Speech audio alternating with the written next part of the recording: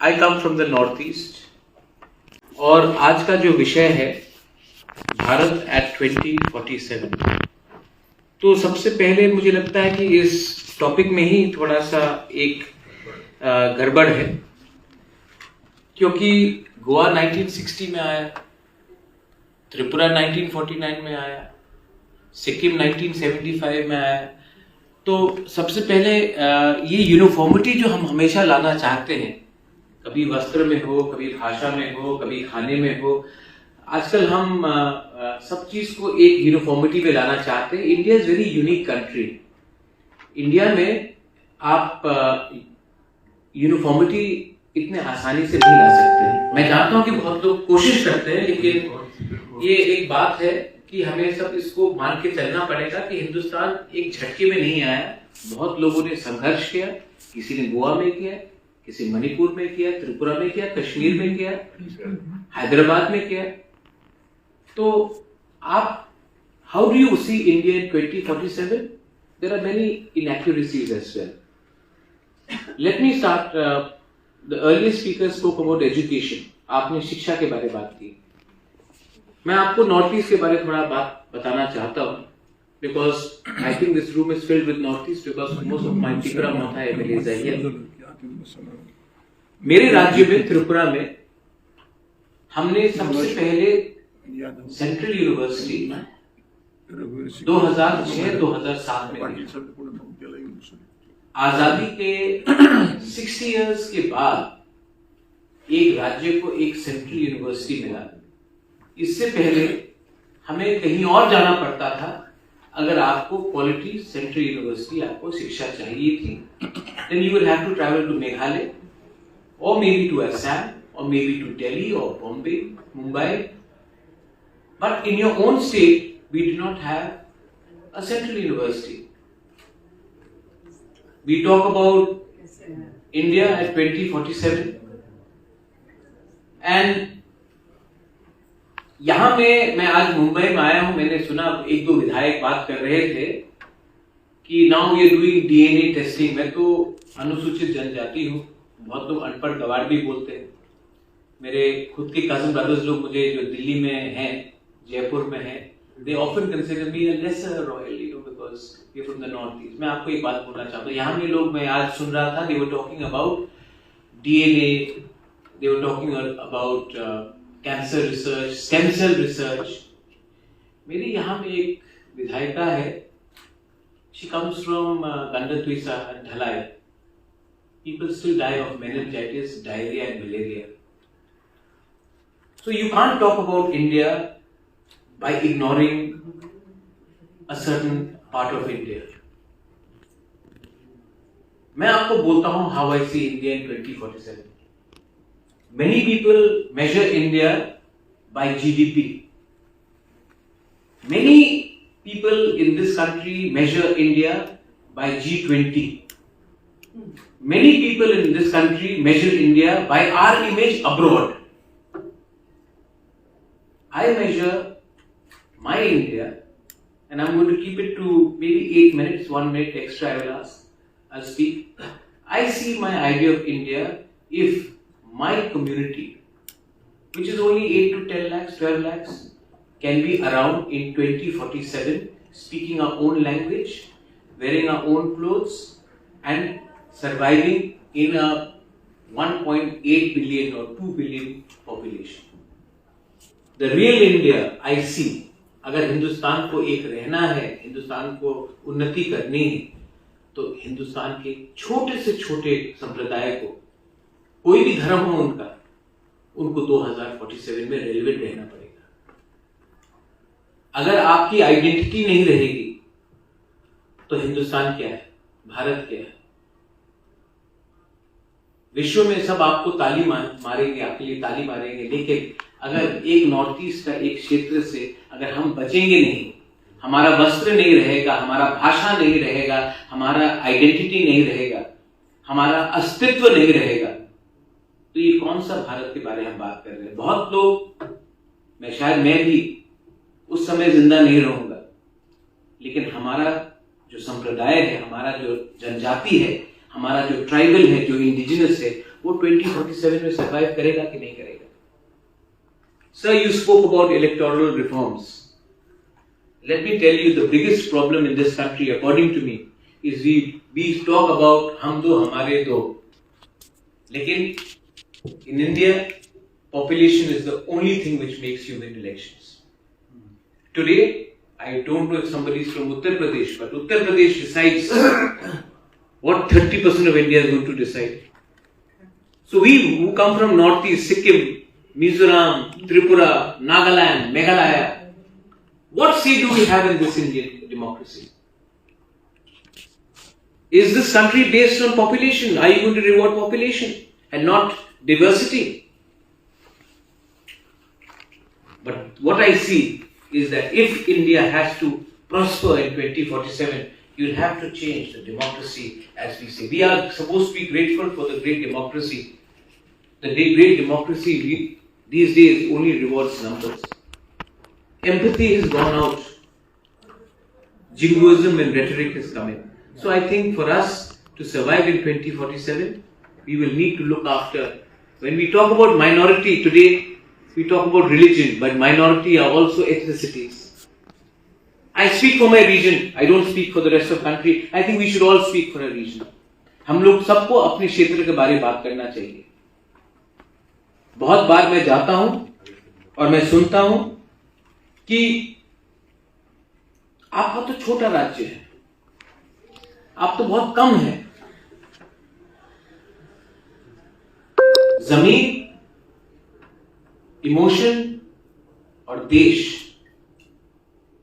सिर्फ नंबर से नहीं बनता है, जुड़ने से बनता है. If India has to prosper in 2047, we'll have to think for a new economic policy. We'll have to think about climate change, because we are not living in an insulated world. We have to think about unlearning what we have learned in the last 60 years. I'm not saying unlearning after 2014. I'm talking about unlearning throughout, because there are many things that we have to learn. And politically, we are some of यहाँ में तो आप लोग legislators हैं, leaders हैं, मुझसे बहुत ज़्यादा जानते हैं, लेकिन मुझसे त्रिपुरा से ज़्यादा नहीं जानते. जैसे कि मैं भी, कोई छोटा नहीं है, कोई बड़ा नहीं है, इमोशन सबका एक होता है. मैं आप सबको एक बात बोलना चाहता हूँ कि अगर हिंदुस्तान को 2047 में रेलेवेंट बनना है, तो हमें अपने क्षेत्र को छोड़ के भी जाकर दूसरे क्षेत्र में जाकर देखना चाहिए, क्योंकि जब तक हम अपने देश को ही नहीं समझेंगे, हम बाहर जाकर क्या बात करेंगे. I think it is very important for us as legislators, as lawmakers, to travel and understand. Not go on junket tour, but go and understand. And I know there are some leaders here who have traveled the nook and corner of this country, and I see them in the room. We may be politically in opposite camps, but I do appreciate that. We have to learn to appreciate even the best qualities in our opponents. And a great India in 2047 will only be possible if we are all humble. ये देश को humble रहना पड़ेगा. जो देश के अंदर अहंकार आ जाता है, वो देश अपने ही लोगों को सबसे पहले छोड़ता है.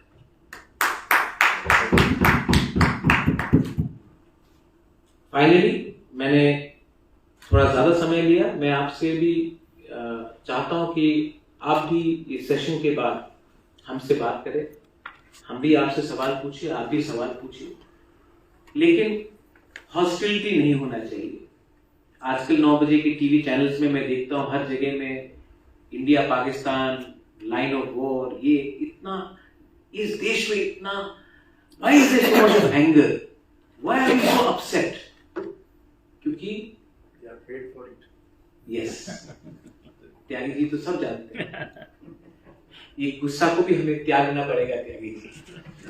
और जिस दिन ये कब तक ये चलेगा, ये कब तक ये चलेगा, और जब तक ये चलेगा, इस मुद्दे में कोई बात नहीं करेगा. हिंदुस्तान, भारत, इंडिया, आप उसको कुछ भी कहे, ये किसी एक व्यक्ति का जागीरदारी नहीं है, ये हम सब की विरासत है. and that virasat has to be maintained through collective responsibility, humility, and unity. Belai belai no hambai. Thank you. Very good.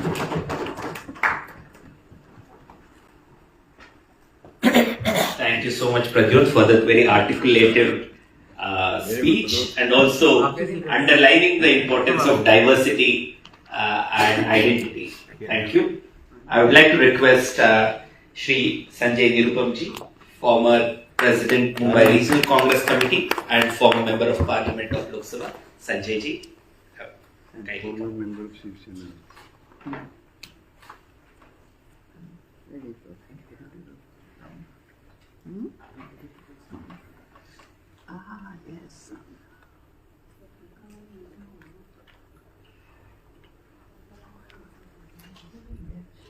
सभी लोगों को नमस्कार। सबसे पहले इस प्रयास को, इस कोशिश को मैं सलाम करता हूं, जिसके तहत MIT ने पूरे हिंदुस्तान के सभी विधायकों को बुलाने का एक आठवले जी पसंद आमचे, लेकिन शेरो शायरी नहीं होगी इनकी। आमचे केंद्र शासनाचे मंत्री आणि महाराष्ट्राचे मोठे नेते RBIचे प्रमुख आठवले साहेब इकडे आलेले आहेत, त्यांच्या स्वागत आहे। तो इस प्रयास को मैं सलाम कर रहा हूं जो MIT की तरफ से हुआ, जिसके तहत उन्हें पूरे हिंदुस्तान के अलग अलग पार्टियों के, अलग अलग प्रदेशों के, तमाम प्रदेशों के विधायकों को बुलाने का प्रयास किया। और न सिर्फ बुलाया, बल्कि यहाँ पर अलग अलग विषयों के ऊपर चर्चा हो रही है और उसमें से कुछ सार निचोड़ने की कोशिश हो रही है। ये कोशिश बहुत ही अच्छी है। बगैर किसी सरकारी सपोर्ट के, बगैर किसी इंटरनेशनल सपोर्ट के एक संस्था इतना बड़ा आयोजन कर रही है, अपने आप में बहुत बड़ी बात है। और मुझे इस कार्यक्रम में आप लोगों ने बुलाया, इसके लिए मैं बहुत आभारी हूं। इंडिया एट 2047, मैंने आज से 24 साल बाद हिंदुस्तान की क्या स्थिति होगी, हिंदुस्तान कैसा होना चाहिए, हिंदुस्तान क्या होगा, इस बारे में आप लोग कुछ एक मंथन कर रहे हैं और कुछ उसमें मेरी राय जानना चाहते हैं। सबसे पहले तो 2047 में हिंदुस्तान में लोग कितने होंगे, पहले ये कल्पना करना बहुत जरूरी है। आज हम हर साल लगभग 1 करोड़ के आसपास हमारा पॉपुलेशन बढ़ता है। 2021 में हम लोग 140 करोड़ थे, 2022 में 141 करोड़, इस समय 142 करोड़, मेरे ख्याल से 18 लाख या 20 लाख के आसपास, 28 लाख पॉपुलेशन है हमारा। और इस गति से अगर चलते रहे तो 2047 में समझ लीजिए कि लगभग 25 करोड़ और उसमें जोड़ दिया जाए तो 170 करोड़ के आसपास हैं। तो 170 करोड़ के आसपास की हमारी आबादी होगी। उसके बारे में सोचना जरूरी है। उस आबादी में क्या क्या समस्याएं होंगी। मैं आबादी को समस्या नहीं मानता, सबसे पहले मैं स्पष्ट कर दूं। जो लोग पॉपुलेशन कंट्रोल के पक्ष में हैं, मैं उसका समर्थक नहीं हूं। मेरा मानना है पॉपुलेशन हमारी एसेट है, इसीलिए पूरी दुनिया में आज हिंदुस्तान के बच्चे राज कर रहे हैं। तो मैं बहुत ज्यादा पॉपुलेशन कंट्रोल के फेवर में बोलने नहीं जा रहा हूं। मैं तो बोल रहा हूं कि ये होने जा रहा है, इसको हम क्या करें, इसके लिए हम क्या सोच रहे हैं। 2014 में हमारे देश में जो भूखमरी के शिकार लोग थे वो 19 करोड़ लोग थे।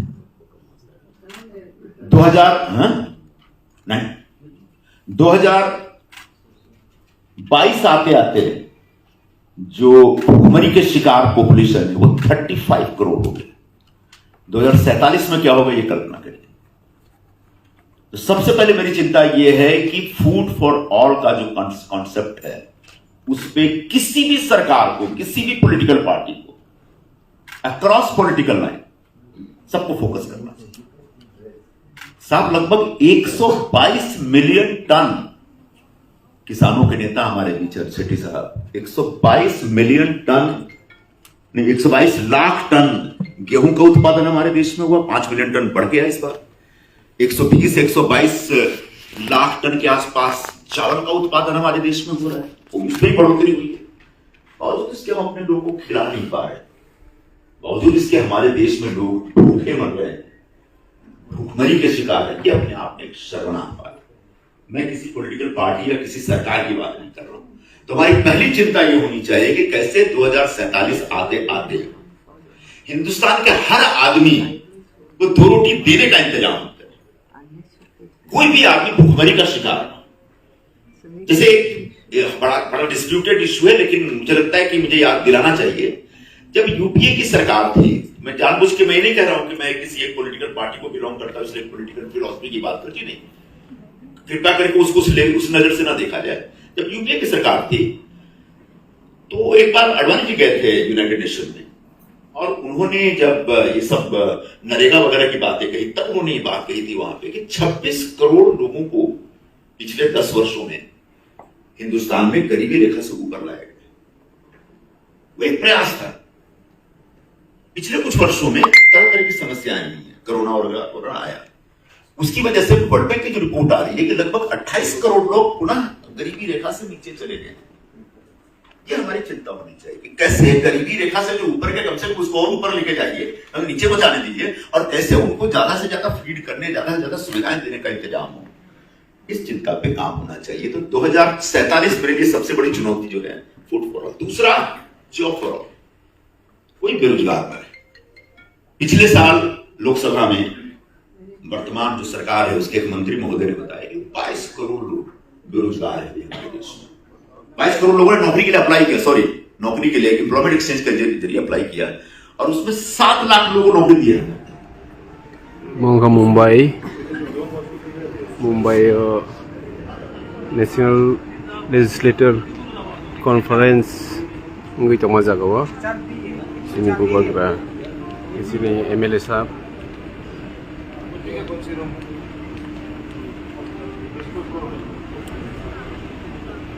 National conference sini Tripura ngi sini Tripura मोथानी sini bubagra लेक्चर नारगे पैखा मौंखा मुंबई नि Jio world centre national legislator conference खोनाबो दंखो ताबुक सोलिबाय दं।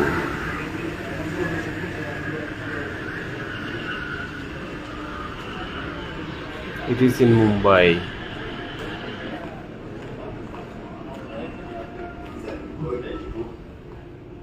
तो अब सरकारी नौकरियों में कितना भी अनाउंस कर लें, जॉब मेला कर लें, रोजगार मेला कर लें, कोई फर्क नहीं पड़ता साहब। आप 6 महीने में 17,000 लोगों को जॉब दे दीजिए, क्या फर्क पड़ता है? यहाँ तो हर महीने 10 लाख लोग तैयार हो रहे हैं।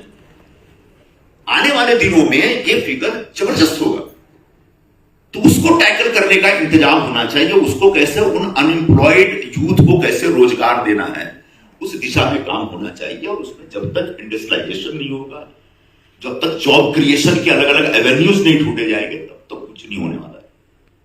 मैन्युफैक्चरिंग ग्रोथ 1960 के बाद पहली बार नीचे गया है।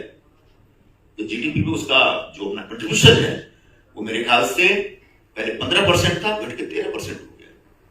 तो मैन्युफैक्चरिंग पर फोकस करना पड़ेगा। India basically service sector oriented country होता चला जा रहा है। सर्विस सेक्टर बहुत बड़ा कंट्रीब्यूट कर रहा है जीडीपी। ठीक है साहब, सर्विस सेक्टर पर फोकस करो। सर्विस सेक्टर में भी जॉब क्रिएशन है, बहुत मेजर है। तो कैसे सरकारों को, चाहे स्टेट गवर्नमेंट हो या सेंट्रल गवर्नमेंट हो, किसी की भी सरकार हो, कैसे जॉब क्रिएशन पे ज्यादा से ज्यादा जोर देना है, ताकि 2047 आते आते हमारे यहां बेरोजगारों की एक जबरदस्त फौज न हो, सारे नौजवानों के पास रोजगार हो, इसका एक इंतजाम होना चाहिए, ऐसा मेरा आग्रह है। तीसरी बात, ये हिंदुस्तान इतना बड़ा देश है, 6 से ज्यादा रिलीजन है, पता नहीं कितने जातियां हैं, 1,500 से तो ज्यादा भाषाएं हम लोग बोलते हैं, अलग अलग जातियां, अलग अलग समाज, अलग अलग बोलियां।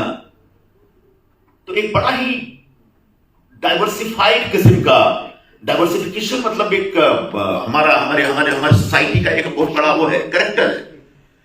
तो इसको इसमें जितना सामंजस्य, जो बात त्रिपुरा वाले हमारे साथी कर रहे थे, इसमें जितना आपसी सामंजस्य स्थापित करने की कोशिश करेंगे, उतना ही हिंदुस्तान मजबूत होगा। इसमें हम कोई भी चीज अगर इंपोज करना चाहेंगे, थोपना चाहेंगे, तो उसका रिएक्शन होगा तो सामाजिक वैमनस्य तैयार होगा, सामाजिक द्वंद्व तैयार होगा, और जब सामाजिक द्वंद्व तैयार होता है तो सबसे पहले जो प्रभावित होता है वो विकास प्रभावित होता है, डेवलपमेंट कहीं ना कहीं हैम्पर होता है।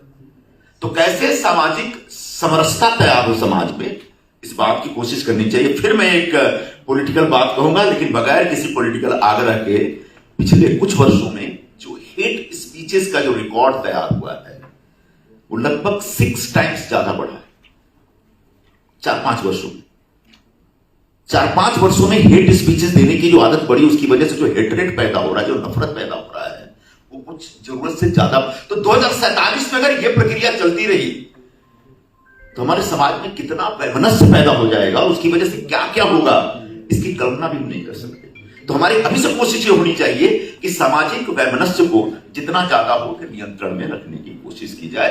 कैसे हम एक दूसरे के साथ मिलकर हैं, जो छोटे छोटे राज्यों के लोग हैं, छोटे छोटे राज्यों, बहुत लिमिटेड पॉपुलेशन वाली जातियां, उनकी बातें भी सुननी पड़ेगी। एकदम नीचे स्तर पर जो बैठे हुई जातियां, समाज के लोग हैं, उनको भी सुनना पड़ेगा, चाहे किसान का वर्ग हो या मजदूर वर्ग हो, कोई भी वर्ग हो, उसको सुनना पड़ेगा। और उसको मुख्य धारा में कैसे लाना है, उसकी बात कैसे सुनिए, उसको आगे बढ़ने का कैसे मौका देना है, ये होना चाहिए, कोशिश होनी चाहिए। इसके सबसे पहली बात, भारत का जो संविधान है, भारत में जो कानून बना, जो देश में जो व्यवस्था है, उस व्यवस्था का सम्मान होना चाहिए, पालन होना चाहिए। तो निश्चित तौर पर एक समाज में सामंजस्य बना रहेगा। आखिरी बात मैं करके खत्म करता हूं, वो है मेरी चिंता, अब मेरी पार्लियामेंट्री डेमोक्रेसी। हिंदुस्तान में बहुत सोच समझ के लोगों ने पार्लियामेंट्री फॉर्म ऑफ गवर्नमेंट लेके आए। हम लोग जब देश आजाद हुआ तो बहुत सारे ऑप्शंस थे, लेकिन आखिरकार जो हमारी कॉन्स्टिट्यूंट असेंबली बैठी, आपके नेहरू जी थे, डॉक्टर राजेंद्र बाबू थे, सरदार पटेल थे, और जो बड़े बड़े हमारे उस समय के नेता थे, उन लोगों ने तय किया कि हमको पार्लियामेंट्री फॉर्म ऑफ डेमोक्रेसी, यानी पार्लियामेंट तय करेगा कि देश कैसे आगे बढ़ेगा। और जब पार्लियामेंट को तय करना हो, पार्लियामेंट के मेंबर को तय करना है, तो पार्लियामेंट को बैठना भी पड़ेगा, पार्लियामेंट को सुनना भी पड़ेगा, और पार्लियामेंट में जो लोग बोल रहे हैं, सुना रहे हैं, उसको सुनने के लिए तैयार भी रहना पड़ेगा, और उनकी बातों को दबाना नहीं पड़ेगा। आपको मालूम है, जब नेहरू जी थे, जब 60s में, यहां तक 60s 70s तक की 130 दिनों तक लोकसभा बैठती थी, पार्लियामेंट बैठती थी साल में, 130 डेज पर ईयर। पूरी 16th लोकसभा पूरे 5 साल में 330 दिन बैठी है, और आज एवरेज 50 से 55 दिन बैठते हैं हम लोग साल के, मतलब मुश्किल से 2 महीने। तो जब तक पार्लियामेंट बैठेगा नहीं, डिबेट नहीं करेगा, सुनेगा नहीं, एक दूसरे को हम सुनेंगे नहीं, तब तक हम लेजिस्लेट नहीं करेंगे। जब तक हम लेजिस्लेट नहीं करेंगे, तब तक पॉलिसी मेकिंग नहीं होगी। जब तक पॉलिसी मेकिंग नहीं होगी, तब तक हम एड्रेस नहीं कर पाएंगे इश्यूज को। तो पार्लियामेंट्री डेमोक्रेसी 2047 आते आते और मजबूत हो, और हिंदुस्तान की जो आकांक्षाएं, उन आकांक्षाओं को प्रतिबिंबित करने के लिए, उसको रिफ्लेक्ट करने के लिए पार्लियामेंट ज्यादा बेहतर तरीके से काम करे, ये मेरी चिंता है। और मैं चाहूंगा कि 2047 आते आते निश्चित तौर पर पार्लियामेंट पूरे दुनिया की, हम कहते हैं हम लोग we are the mother of democracy, तो कम से कम मर्डर ऑफ डेमोक्रेसी हमारे देश में न हो, और डेमोक्रेसी की जो मां है वो और भी मजबूत हो, और हमारे देश की संसदीय जनतंत्र की जो परंपरा है, उन परंपराओं का बहुत अच्छे ढंग से पालन हो, ऐसी मैं 2047 आते आते अपेक्षा करता हूं। आप सबको बहुत बहुत धन्यवाद संजय निरुपम जी for such a vivid description of your thoughts. I would like to now request Shri Raju Shetty ji, former member of Parliament Lok Sabha and leader of Swamimani Paksha. Thank you so much for eating, Mantri Mohoday, Shri Ramdas ji, Athawale ji. Thank you so much. लेकिन no poetry please, no poetry please, Just couple of minutes he would like to speak. No poetry, No, poetry, no poetry. No, I'm not. You are poet, you are No, I'm a poet. Therefore, I am apple. I am apple. Therefore, I came in round table. तो बहुत सारे politician से आए हैं, जो member of parliament है, ministers हैं,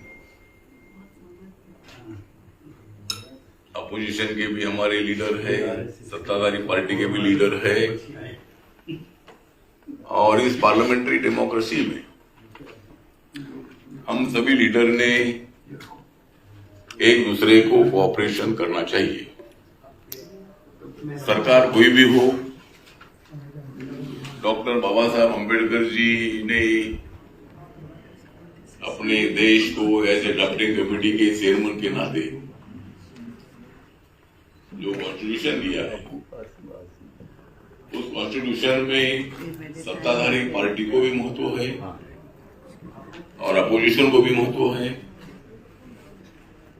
जो कोई भी बिल जब पास होता है तो बहुत बार अपोजिशन के लोग भी उसको सपोर्ट करते हैं और बहुत बार एक मत से भी बिल पास होता है। जब कोई मतभेद होते हैं तो कुछ बिल के ऊपर अपोजिशन आपकी भूमिका रख के विरोध भी करते हैं। तो अपनी डेमोक्रेसी जो है, डेमोक्रेसी अगर समर्थ डेमोक्रेसी बनानी है, मुझे लगता है कि एक दूसरे को कोऑपरेशन होना चाहिए। और हाउस का जो कामकाज है, ये रोज मतलब हंगामा करना ये ठीक नहीं है। हंगामा करो, लेकिन एक दो दिन हंगामा करना चाहिए, लेकिन बाद में कामकाज चलना भी चाहिए। सत्ता में तो जब किसको मेजॉरिटी मिलती है लोकतंत्र में, वो सत्ता में आते हैं और सत्ता में आने वाले हमेशा सत्ता में रहते हैं, ऐसा नहीं है। इसीलिए अपनी डेमोक्रेसी समृद्ध करने के लिए एक दूसरे के मन में आदर भी होना चाहिए। सत्ताधारी पार्टी के संबंध में आपके मन में भी आदर होना चाहिए।